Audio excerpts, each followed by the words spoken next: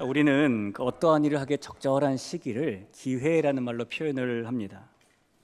그래서 사람들은 이 나의 삶에 가장 좋은 시기, 그런 좋은 기회가 찾아오기를 소망하며 살아가지요. 하지만 실제로 보면 사람의 삶은 기회가 찾아오지 않고 기회가 주어지지 않는 것 때문에 문제가 발생하는 것이 아니고요. 이 주어진 기회, 찾아온 기회를 잡지 못하는 것 때문에 문제가 생깁니다. 인간관계론의 대명사로 알려진 사람이 데일 카네기이죠. 이 데일 카네기의 말처럼 누구나 좋은 기회를 만나지 못한 사람은 없는 것이고 다만 잡지 못했을 뿐인 겁니다.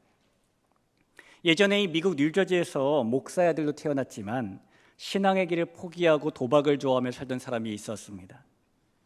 어느 날 그는 다른 날과 마찬가지로 친한 친구와 함께 도박을 하러 가다가요, 마침 한 교회 앞을 지나게 되었어요. 근데 교회 앞 게시판에 그날 저녁에 있을 예배의 설교 제목이 죄의 삭슨 사망이라고 적혀 있었습니다.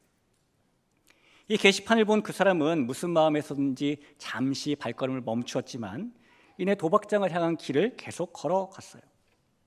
그러나 얼마 지나지 않아서 조금 전에 본 그 설교 제목이 계속 그의 마음에 걸렸습니다. 그래서 이 사람은 전날 밤에 너무 좋은 꿈을 꿨다면서 도박장으로 빨리 가자고 걸음을 재촉하는 친구와 헤어지고 집으로 홀로 발걸음을 옮기게 됩니다. 그렇게 걸음을 되돌려서 돌아오던 길에 그가 다시 그 교회 앞을 지나게 되었는데 또 잠시 망설이더니 이번에는 교회 안으로 그가 들어가게 되었습니다. 그 일을 계기로 그는 다시 하나님께로 돌아오게 되고 도박을 끊고 신앙생활을 다시 시작하면서 변호사가 되고 주지사가 되고 대통령이 되었는데요, 이 사람이 바로 미국 국민들이 행정부의 도덕성을 신뢰하도록 만든 사람이다라고 평가받는 미국의 22대, 24대 대통령 그로버 클리브랜드입니다. 그러나 이날 이 도박장으로 걸음을 재촉했던 친구는 세월이 지나 교도소에 수감이 되었어요.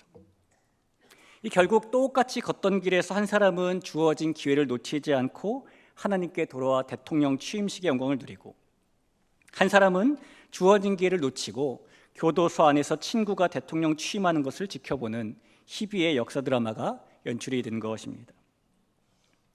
여러분, 우리가 하나님의 나라 안에서 믿음의 길을 걸을 때에도 하나님께서 주시는 기회라는 것이 찾아옵니다.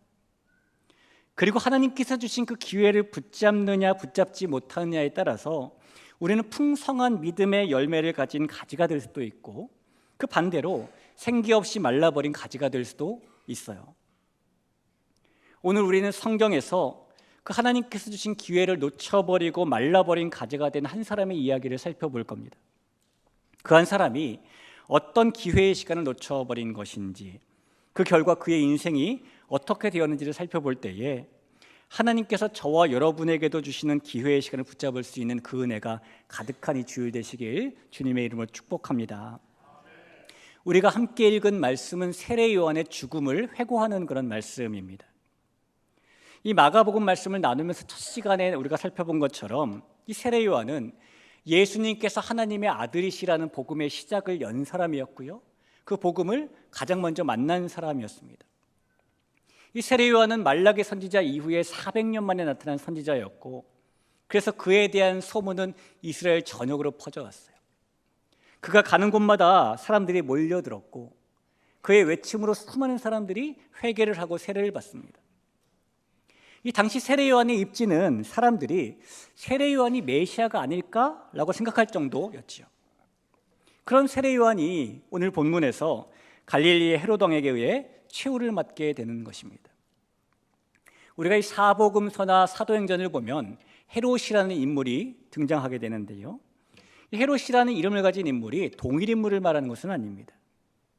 예수님께서 태어나실 때에 동방 박사가 찾아와서 그들을 만나고 그들을 통해 메시아 탄생 이야기를 듣고 자기 자리가 위험할까 봐 베들레헴 인근의 2살 이하의 남자아기를 다 죽여라 라고 명령했던 헤롯은 우리는 헤롯 대왕이라고 불러요.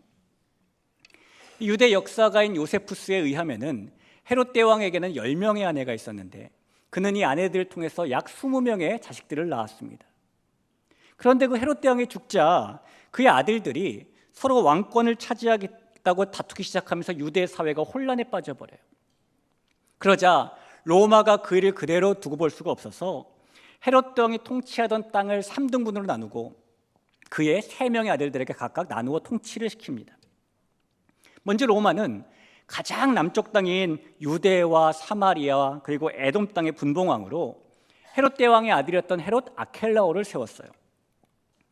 이 사람은 너무 잔인한 사람이었고 폭정을 일삼던 사람이었습니다. 그래서 로마가 결국 그를 면직시키고 추방한 다음에 그 땅에 왕을 세우지 않고 로마 총독을 대신 파견하게 됩니다.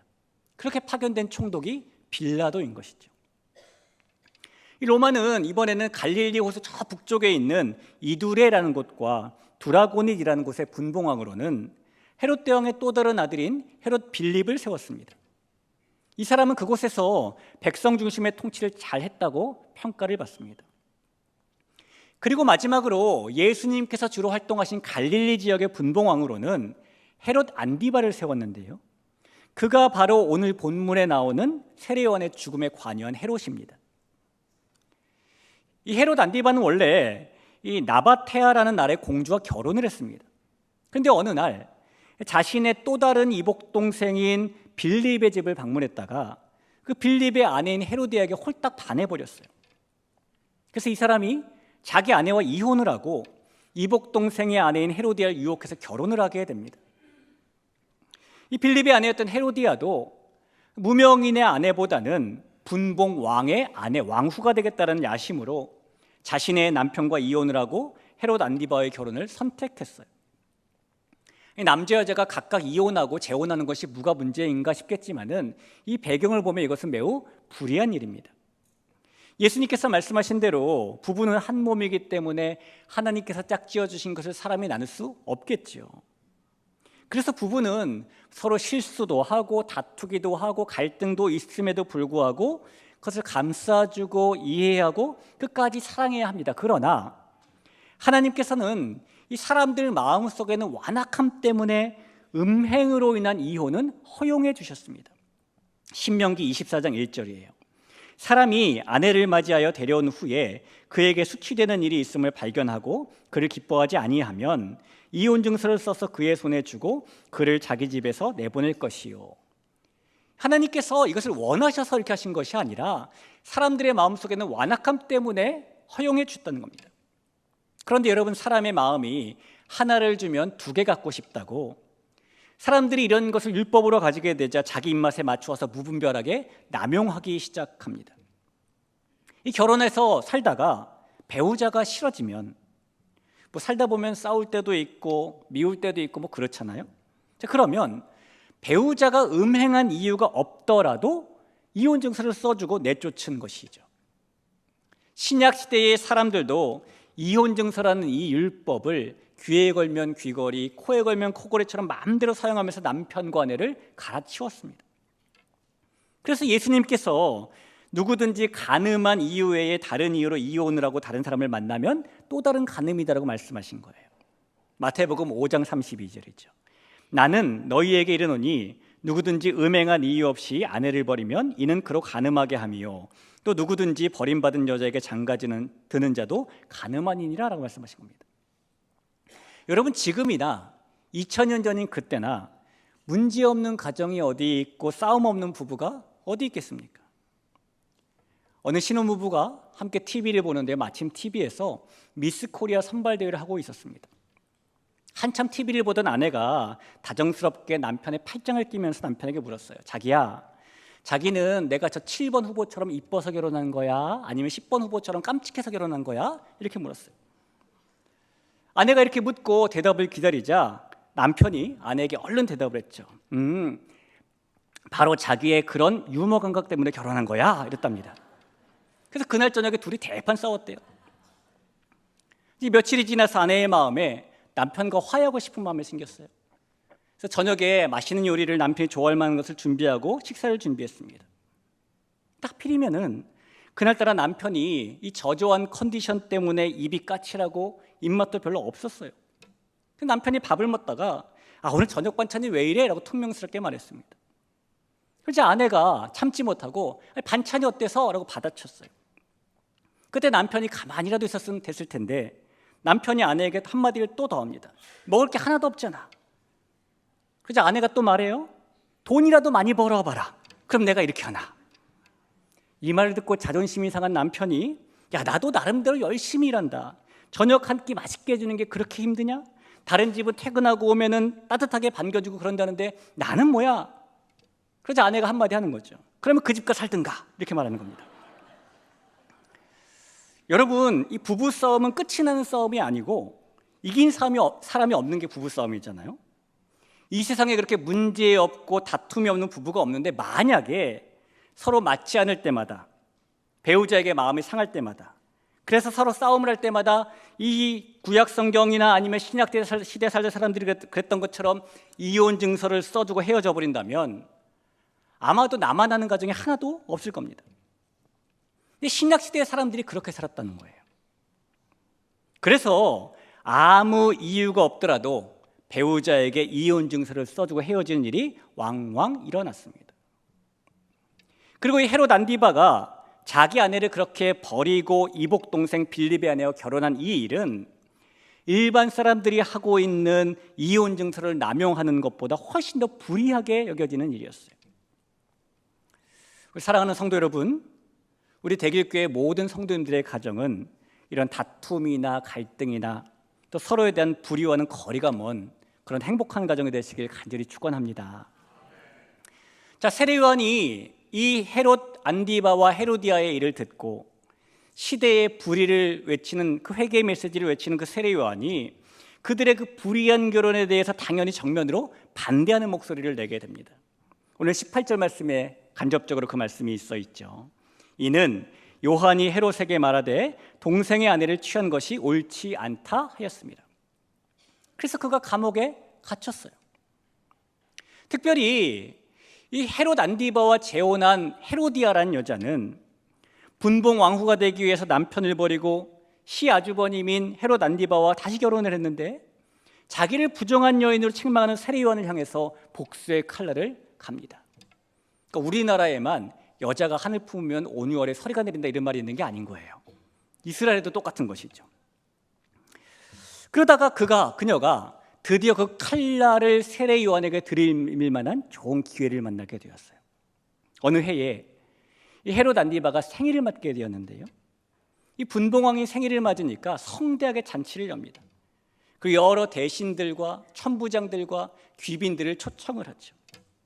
근데 이 잔치라는 곳에는 여흥이 빠지지 않잖아요.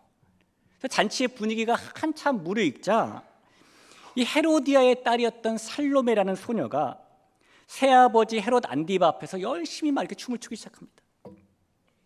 그런데요, 제 손과는 다르게 춤 사위가 너무 아름다웠어요. 그 춤 사위를 보고 헤롯 안디바가 마음이 흡족해졌습니다. 얼마나 마음이 만족했든지 그가 즐거운 마음에 이 살로메에게 무슨 소원이더라도 나라의 절반까지라도 달라고 하면 주겠다라고 맹세를 하게 되죠.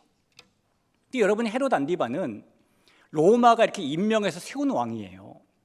그러니 그에게는 나라의 절반이 아니라 절반의 절반도 떼어줄 권세나 능력이 없습니다.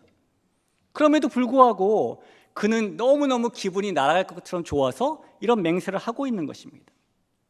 이 살로메가 비록 분봉왕이지만은 갈릴리 지역의 최고 통치권자에게 어떠한 소원도 들어주는 소원 성취권을 받게 된 것이죠. 자, 여러분, 만약에 여러분에게 어떠한 소원이라도 들어주는 소원 성취권이 있다면 여러분께서는 무슨 소원을 빌고 싶으실까요? 아마 대부분의 사람들이 평소에 내 힘으로 할 수 없는 것, 그런 것들을 소원으로 빌지 않겠습니까? 50년을 부부로 살았던 한 동갑내기 할아버지와 할머니가 사는 집에 하나님께서 찾아오셔서 소원을 한 가지씩 들어주겠다고 했어요. 그러자 먼저 할머니가 하나님께 저는 평생 살면서 해외여행을 가본 적이 없어요. 할아버지와 함께 세계 일주를 하고 싶다고 말했어요. 그래서 하나님께서 할머니의 소원대로 할아버지와 할머니를 세계 일주를 시켜주셨습니다. 이어서 할아버지가 소원을 말할 차례가 되었어요. 할아버지가 이렇게 말합니다. 저는 평생을 동갑인 여인하고 살았는데 이번에는 30살 차이 나는 젊은 여자와 살았으면 좋겠어요. 이렇게 말한 겁니다. 여러분, 그래서 하나님께서 어떻게 하셨는지 아십니까? 이 할아버지를 할머니보다 30살 늙게 만들어 주셨습니다. 이 할아버지가 이 소원 성취권을 정말 헛되게 써버린 거죠. 이 살로메도 헤롯 안디바에게 무슨 소원이라도 들어주겠다라는 소원 성취권을 받게 되었는데 그 소원을 헛되고 불의한 일에 사용해 버려요. 어머니인 헤로디아가 세례 요한에게 복수하기 위해서 딸 살로메를 시켜서 요한의 참수된 머리를 소원으로 빌게 했기 때문입니다. 예수님의 오실 길 예비했던 세례 요한은 그렇게 사명을 완수하고 죽음을 맞이하게 되는 겁니다. 여러분, 오늘 이 세례 요한의 죽음을 기술하고 있는 성경 말씀에서 우리가 특히 주목해 봐야 될 사람은 헤롯 안디바예요. 왜냐하면 그에게는 불의에서 돌아서서 의의 길로 들어설 수 있는 기회의 시간이 여러 번 있었지만 그는 그 기회를 한 번도 붙잡지 않았기 때문입니다. 흔히들 누구에게나 살면서 몇 번의 기회는 온다라고 말을 하죠. 그리고 그 기회를 잡은 사람과 놓친 사람의 차이는 성공과 실패라는 결과로 나타난다라고 말을 합니다. 여러분, 마찬가지로 믿음의 길에도 하나님께서 주시는 기회의 시간들이 찾아옵니다. 하나님을 만날 수 있는 기회, 회복될 수 있는 기회, 은혜 받을 수 있는 기회, 사랑할 수 있는 기회, 소명을 따라 일할 수 있는 기회, 복을 누릴 수 있는 기회, 그리고 무엇보다도 우리는 하나님 앞에서 회개할 기회를 만나게 돼요. 이 요한계시록에 보니까 예수님께서 두아디라 교회에게 영적 음행을 회개할 기회를 주셨는데 그들이 회개하지 않았다, 그 기회를 잡지 않았다라는 말씀을 하는 부분이 있습니다. 요한계시록 2장 21절인데요. 또 내가 그에게 회개할 기회를 주었으되 자기의 음행을 회개하고자 하지 아니하는도다. 이 말씀을 보면 하나님께서는 분명히 우리에게 회개할 기회를 주시는 분인 겁니다. 이 세상에는 절대로 돌아오지 않는 것이 4가지가 있대요. 입으로 내뱉은 말, 날아가 버린 화살, 지나가 버린 시간, 그리고 놓쳐버린 기회입니다. 여러분, 그래서 우리는 하나님께서 주시는 기회, 특별히 회개의 기회를 놓치지 않고 그 회개의 기회가 주어졌을 때 붙잡을 수 있어야 합니다. 이 순간의 선택이 10년을 좌우한다라는 광고 문구와 다르게 그 회개의 기회를 붙잡는 우리의 선택은 우리의 평생을 좌우할 수 있기 때문이에요. 이 헤롯 안디바는 세례 요한이 자신의 죄를 지적했을 때에, 그 불의를 꼬집었을 때에 그때를 회개의 기회로 알고 불의에서 돌아섰어야 합니다. 그러나 그는 자신의 불의에서 돌이킬 기회의 시간을 붙잡지 않고 요한을 감옥에 가두고 끝내 참수해버리는 겁니다. 사랑하는 성도 여러분, 우리가 하나님 앞에 설 수 있는 또 한 번의 기회는 이미 주어진 회개의 기회를 붙잡을 때 주어지는 겁니다. 이 시간 하나님께서 저와 여러분의 마음에 회개의 기회를 주신다면 그 기회를 놓치지 말고 붙잡으시기를 간절히 부탁을 드립니다. 그래서 혹시 우리에게 진작에 돌아섰어야 될 그런 자리에서 아직도 돌아서지 못하고 있는 모습이 있다면 가던 길을 멈추고 돌아설 수 있기를 바라요. 죄를 해결하지 못하고 불안하며 고민하며 사는 것이 아니라 하나님께서 주신 회개할 기회의 시간을 붙잡는 우리 대개교회가 될 수 있기를 주님의 이름으로 축원합니다.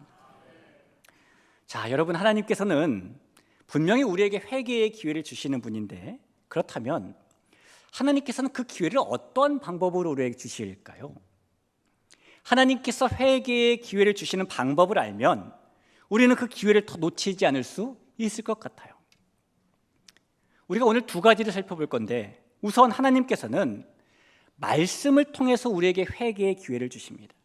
오늘 20절을 한번 보시죠.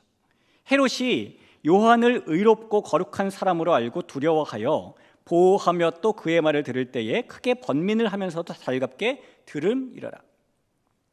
이 헤롯 안디바는 아내를 버리고 자기 이복 동생의 아내와 결혼을 하는 불의를 저질렀지만 그래도 그는 자신을 정죄하는 세례 요한을 하나님의 선지자로 바라보기는 했어요. 그래서 세례 요한이 자신의 죄를 지적하고 많은 사람들 앞에 그 죄를 드러냈을 때에 세례 요한을 기꺼이 들었습니다. 하지만 딱 거기까지였죠.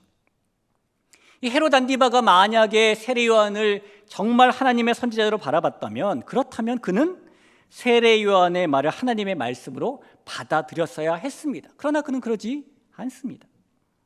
요한을 보호한다는 명목이었지만 감옥에 가두고 목을 베니까요. 여러분, 하나님의 말씀은 귀로만 듣는 것이 아니라 마음으로 듣는 것이고 삶으로 듣는 것입니다. 이 구약 성경에 나오는 다윗은 오늘 본문에 나오는 헤롯 안디바와 비슷한 죄, 어떻게 보면 오히려 그보다 더 중한 죄를 지은 사람이에요. 헤롯은 그래도 이혼을 하고 자기 동생의 아내 헤로디아와 결혼을 했지만 다윗은 버젓이 남편이 있는 여인인 밧세바와 음행을 저질렀기 때문이죠. 밧세바와 음행을 저지른 후에 다윗은 자신의 죄를 은폐함으로 발전시켰고 간접살인으로 더 키워나갔기 때문입니다. 그런데 그런 다윗에게도 하나님께서 회개의 기회를 주셨어요. 다윗이 범죄를 저지른 지 1년쯤 지났을 때에 하나님께서 선지자 나단을 그에게 보내십니다. 그리고 다윗을 찾아온 나단 선지자는 마치 왕에게 백성들의 민원을 신고하는 것처럼 이런 이야기를 전하죠. 임금님, 어느 성읍에 두 사람이 살았는데요, 한 사람은 부자여서 양과 소가 아주 많았고 한 사람은 가난해서 어린 암양 새끼 한 마리 외에는 아무것도 가진 게 없었습니다. 이 가난한 사람이 그 어린 암양 새끼를 자기 집에서 기르면서 음식을 함께 먹이고 자기 품에 품고 자면서 마치 딸처럼 키웠답니다. 그런데 어느 날 이 부자가 자기 집에 찾아온 손님을 대접해야 되는데 자기의 양떼나 소떼에서 한 마리 잡는 것을 너무너무 아까워해서 이 가난한 사람의 유일한 어린 암양을 빼앗아다가 자기 집에 찾아온 손님을 대접했다지 뭡니까? 이렇게 말하는 겁니다. 나단 선지자가 그렇게 이야기를 끝내자 다윗이 매우 분개하면서 그 일을 행한 사람을 반드시 죽이고 또 그 양 새끼를 4배나 갚도록 조치하겠다고 맹세를 하게 됩니다. 여러분, 그러자 나단 선지자가 다윗에게 그렇게 말하는 거잖아요. 임금님이 바로 그 사람입니다. 하나님께서 그렇게 말씀하십니다 라고 말해요. 하나님께서 그렇게 말씀하십니다 라는 말을 들은 다윗이 어떻게 반응했을까요? 사무엘하 12장 13절을 보시죠. 다윗이 나단에게 이르되 내가 여호와께 죄를 범하였노라 하매 나단이 다윗에게 말하되 여호와께서도 당신의 죄를 사하셨나니 당신이 죽지 아니하려니와. 다윗은 회개의 기회를 주시는 하나님의 말씀을 귀로만 듣는 것이 아니라 마음으로 듣고 삶으로 들었던 겁니다. 이 미국의 유명한 뉴스 앵커였던 데이빗 브랭클이라는 사람이 하나님께서는 가끔씩 우리에게 빵 대신에 벽돌을 던져주시는데 어떤 사람은 원망하면서 그 벽돌을 차다가 발가락에 부러지기도 하고 어떤 사람은 그 벽돌을 주워서 주춧돌로 삼아 기막힌 집을 짓기도 한다라고 말했어요. 앵커라 그런지 말을 너무 잘한 것 같아요. 여러분, 헤롯과 다윗에게는 동일하게 회개할 기회를 주시는 하나님의 말씀이 있었습니다. 그러나 그 회개의 기회를 주시는 말씀 앞에서 헤롯 안디바는 돌이킬 기회를 발로 차버렸고 다윗은 그 기회를 잡아서 벽돌로 주춧돌을 삼았어요. 하나님께서는 분명히 헤롯 안디바나 다윗에게만이 아니라 우리에게도 회개의 기회를 말씀으로 주시는 분이십니다. 회개하라, 천국이 가까웠느니라. 회개 합당한 열매를 맺어라. 그러므로 너희가 어디서 떨어진지 생각하고 처음 행위를 가져라. 죄에 대해 죽은 우리가 어찌 그 가운데 또 살겠냐? 예수님께서 제자들의 발을 씻어주실 때에 분명 예수님께서는 이미 목욕한 사람이더라도 발은 씻어야 된다고 말씀하셨죠. 우리가 이미 모든 죄를 예수님의 십자가 은혜로 다 용서함 받았지만 그래도 회개할 기회의 시간은 가져야 하는 것입니다. 하나님의 말씀이 저와 여러분에게 날마다 회개의 기회를 주시는 말씀이 될 수 있기를 주님의 이름으로 축원합니다. 자, 하나만 더 살펴보면요, 이 말씀을 통해서 회개의 기회를 주신 하나님께서는 또한 우리에게 양심을 통해서도 회개의 기회를 주십니다.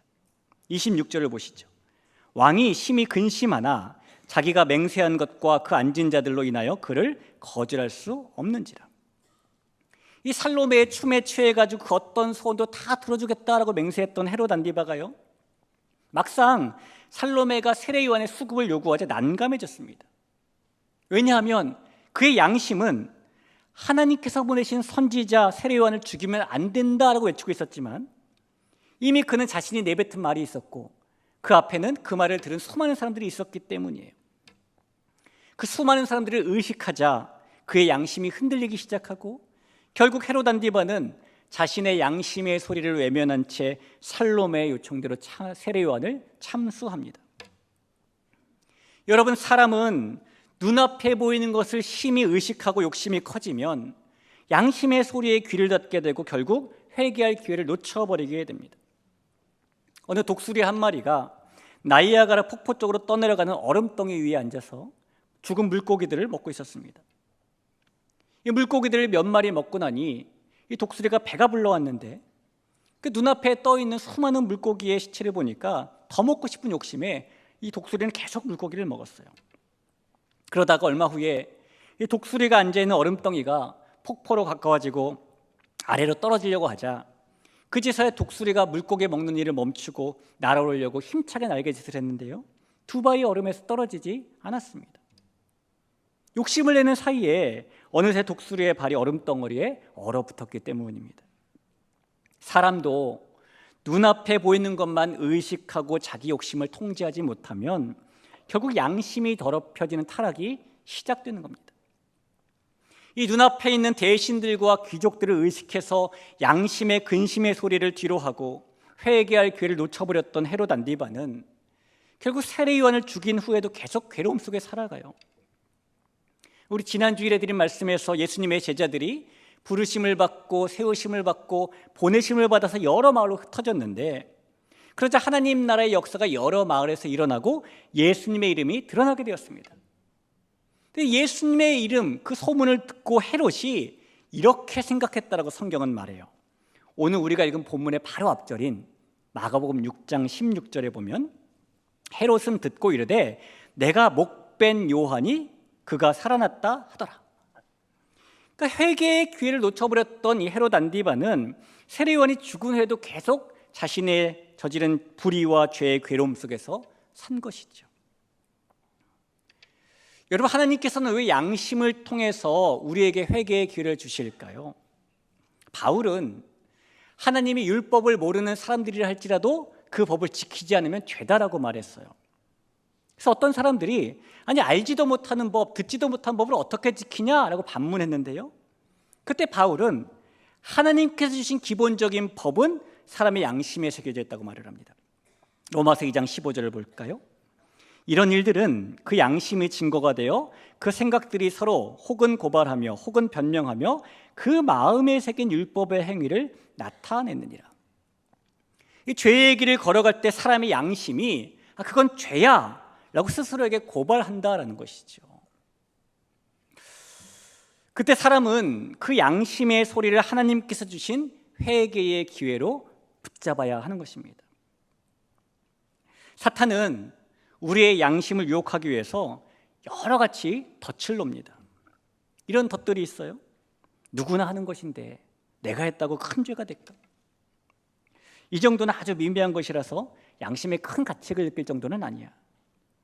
이번 딱 한 번뿐이니까 괜찮겠지. 아무도 보지 않았어. 문제없어. 그동안 너무 힘들었으니까 이 정도는 보상 차원에서 괜찮아. 혹시 이것이 나에게 주어지는 좋은 기회가 아닐까? 사탄은 우리의 마음에 그런 덫을 놓고 우리의 양심이 주는 회개의 기회를 붙잡지 못하도록 하는 것입니다. 여러분, 성경은 만사에는 때가 있다라고 말을 해요. 또 성경은 말씀하기를 손에 쟁기를 붙잡고 뒤를 돌아보는 자는 하나님 나라에 합당하지 않다라고 이야기합니다. 사랑하는 성도 여러분, 하나님의 말씀뿐 아니라 하나님께서 주시는 양심의 소리에도 귀를 기울이고 회개의 기회를 놓치지 않는 우리가 될 수 있기를 간절히 부탁하며 축원합니다. 이 세상에는요, 그 원인이나 치료법을 알 수 없는 희귀병들이 많이 있습니다. 희귀병 중에 하나로 선천적 무통각증이라는 병이 있어요. 이 선천적 무통각증은 다른 말로 통증 무감각증이라고도 불리는데, 생활을 하면서 피곤함, 배고픔 이런 건 느끼는데 몸의 뜨거움, 차가움, 아픔, 고통 같은 감각은 뇌에서 인지하지 못하는 그런 질병입니다. 고통을 못 느끼는 거죠. 고통을 못 느끼기 때문에 선천적 무통각증 환자는 몸에 상처가 나도 아픔을 알지 못하고요. 그래서 큰 위험에 처할 수가 있습니다. 여러분, 하나님의 말씀 앞에서, 선한 양심의 외침 앞에서 회개의 기회를 붙잡지 못하는 사람은 영적 무통각증에 걸린 사람이에요. 그리고 이 영적 무통각증에 걸리면 사람은 자신의 상태를 자각할 수 없는 심각한 위험에 빠지게 됩니다. 이 기회라는 것은 한 번 모습을 드러내었을 때 붙잡지 않으면 재빨리 사라지는 속성이 있는 겁니다. 자주 오는 것도 아니고 항상 있는 것도 아닙니다. 그래서 기회를 놓치고 나면 항상 사람에게는 후회가 남는 것 아닐까요? 그때 그렇게 했어야 되는데, 그렇게 탄식을 하지만 그때는 이미 지나가 버린 소용없는 일이 되고 버리고 맙니다.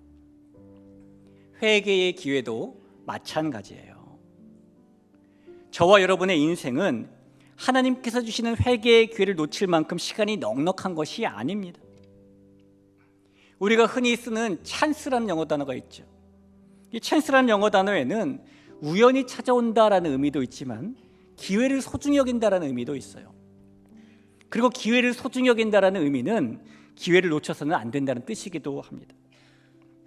우리 사랑하는 대길교회의 성도 여러분, 회개의 기회라는 그 시간을 놓치지 않기 위해서 하나님께서 말씀하신 대로, 우리의 양심이 외치는 대로 행동하는 것이 우리에게는 필요합니다. 우리에게 아직 회개의 기회가 주어지고 있다면 여전히 우리에게는 소망이 있는 것입니다.